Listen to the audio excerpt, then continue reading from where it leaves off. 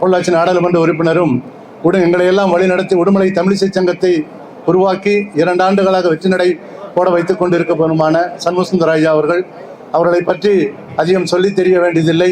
இயற்கை ஆர்வலர் மட்டுமல்ல, சுற்றுச்சூழல் குறித்த கருத்துக்களை எல்லாம் இந்த மாவட்டம் முழுவதும் கொண்டு சென்று கொண்டிருக்கின்றார்கள். விவசாயிகளுக்கும் பள்ளி மாணவ செல்வங்களுக்கும் ஏராளமான திட்டங்களை, வணிகம் புரியக்கூடியவர்களுக்கு உண்டான கடனுதவிகளை எல்லாம் அவர் இந்த கல்வி கடன் போன்றவற்றை, தொழில் கடன் போன்றவற்றை எல்லாம் மிகச் சிறப்பாக அந்த நம்முடைய பகுதியிலே அதுவும் குடும்பங்கள் பயன்பெற செய்தவர். இப்படிப்பட்ட அற்புதமான மனிதர் என்றைக்கும் எல்லோருக்குமே ஒரு ஆதர்ச புருஷராக உதாரணமாக விளங்கக்கூடிய மதிப்பிற்குரிய சண்முகசுந்தர ஐயா அவர்களை வாழ்த்துறையும் மற்றும் சிறப்புரையும் வழங்க வேண்டும் என்று அன்போடு கேட்டுக்கொள்கின்றோம். மலை உடுமலை 100வது வாரமாக ஒரு மாபெரும் சேவையை இந்த மண்ணிற்கு செய்து கொண்டிருக்கக்கூடிய தொடர் நிகழ்வின் 100வது நிகழ்வை சிறப்பிக்க வந்திருக்கும் என் இனிய நண்பர், தமிழகத்திலே அரசு இல்லாமல் தன்னார்வலத்தோடு செயல்படுகின்ற நிறுவனங்களும் ஒரு மாபெரும் சாதனையை செய்ய முடியும் என்று இந்த தமிழ் மக்களுக்கு காட்டியவர்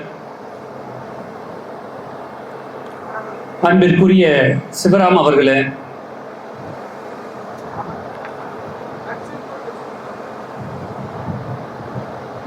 என்னை இந்த நிகழ்விற்கு அழைத்து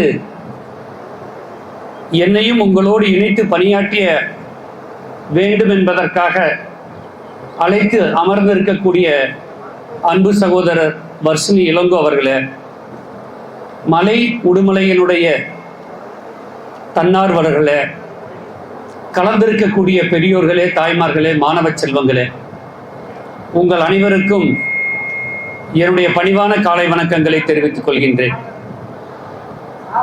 காலத்தின் அருமை கருதி என்னுடைய உரையை ஒரு 2 நிமிடங்களிலே நான் முடித்துக் கொள்ள ஆசைப்படுகின்றேன். நிகழ்வு துவங்குவதற்கு முன்பு என்னோடு உரையாடி கொண்டிருந்த அன்பிற்குரிய சிவராம் அவர்கள் மலை உடுமலையினுடைய பணியை வெகுவாக பாராட்டி, நீங்கள் எல்லாம் அவரோடு இணைந்து செயல்பட வேண்டும் என்ற தன்னுடைய கருத்தையும் வலியுறுத்தினார். ஒரு 3 மாதங்களுக்கு முன்பு என்னுடைய தோட்டத்திலே கூட மலை உடுமலையோடு சேர்ந்து ஒரு 1000 மரக்கன்றுகளை நட்டதோடு மட்டும் இல்லாமல் அதற்கு சொட்டு நீர் பாசனமும் அமைத்து, மாடு கண்ணுக்குட்டி அந்த நாட்டை கடிச்சிருந்தா அதையும் மாற்றி அந்த எண்ணிக்கையில் 1000 முழுமையாக இருக்க வேண்டும் என்ற பணியை மலை உடுமலையின் மூலியமாக செய்து கொண்டிருக்கிறேன் என்ற அந்த மகிழ்ச்சியான செய்தியை பகிர்ந்து கொள்ள ஆசைப்படுகிறேன். இப்பொழுது எந்த விவசாயியை பார்த்தாலும் நான் சொல்ல இருப்பது, காட்டோரத்தில் மரம் வையுங்க, அது தென்னை மரம் வந்தாலும் பரவாயில்ல, அதை பார்டர் கிராப்பாக வையுங்க. நாளைக்கு அந்த பார்டர் கிராப்பில் குறுமிளகு செடி மேலே ஏற்றி விடலாம். தென்னை மரத்தில் பார்டர் கிராப் வச்சோம்னு சொன்னோம்னா வண்டுகள் நிறைய வந்து உட்காரும், பூச்சிகள் நிறைய வந்து உட்காரும். அயல் மகரந்த சேர்க்கை ஏற்படுவதற்கு இந்த வேலிகள் நமக்கு பயனுள்ளதாக இருக்கும். அதாவது இன்றைக்கு நமக்கு இருக்கக்கூடிய ஒரு புரிதல் என்ன அப்படின்னா, மரம் நடுவது என்னவோ தனியாத்தான் நடணும், குளக்கரைகளை நடணும், ஏரிகளில் நடணும், பொட்டல் காடுகளை நடணும் அப்படிங்கிற புரிதல் தான் நமக்கு இருக்கு. ஆனால் விவசாயிகள் கூட தன்னுடைய வண்டித்தடங்களில், விவசாய நிலங்களில் மரம் விவசாயம் செய்பவர்கள், இந்த மாதிரி மாமரம், தென்னை மரம், பாக்கு மரம் போன்ற மரம் விவசாயம் செய்வர்கள் கூட பார்டர் கிராப்பாக இந்த மரத்தை நட்டு வளர்த்துவதற்கு மிகப்பெரிய வாய்ப்பு இருக்கிறது. ஆக அதற்குண்டான விழிப்புணர்வை ஏற்படுத்துவதற்கு மலை உடுமலையோடு சேர்ந்து ஒரு நல்ல கருத்தரங்கம் உடுமலைப்பேட்டையிலே நடத்தணும். ஆக இது போன்ற கருத்தரங்கங்களை எல்லாம் நாம் தொடர்ந்து நடத்த இருக்கிறோம். எதற்காக? விவசாய நிலங்களில் ஒரு 50 ஆண்டுகளுக்கு முன்பு நம்முடைய முன்னோர்கள் விவசாயம் செய்யும் பொழுது வேலிகளை அமைத்திருந்தார்கள் என்று சொன்னால் அங்கே வண்ணத்து பூச்சிகள் வரும், தேனீக்கள் வரும், சிறு சிறு பூச்சிகள் வண்டுகள் வரும். இவை எல்லாம் தான் மகரந்த சேர்க்கைக்கு இயற்கையாகவே துணை புரிந்தன. இப்போ நம்ம அந்த வேலியில் எல்லாம் முழுமையாக அகற்றிவிட்டு கம்பி வேலி போட்டுட்டோம். கம்பி வேலி நோக்கி எந்த வண்ணத்து பூச்சி வரும்? எந்த வண்ணத்து பூச்சியும் வராது. ஆக கம்பி வேலி அமைப்பது தவறில்லை, பாதுகாப்பு கருதி செஞ்சுதான் ஆகணும். ஆனால் அந்த கம்பி வேலிக்கும் நாம் செய்திருக்கக்கூடிய விவசாயத்திற்கும் நடுவே ஒரு 10 அடி இடைவெளி விட்டு நம்ம இந்த பார்டர் கிராப் என்று சொல்லக்கூடிய மரங்களை விவசாயிகள் நட்டு வளர்க்க வேண்டும் என்பதுதான் இந்த கூட்டத்தின் வாயிலாக நான் சொல்ல வந்திருக்கக்கூடிய செய்தி.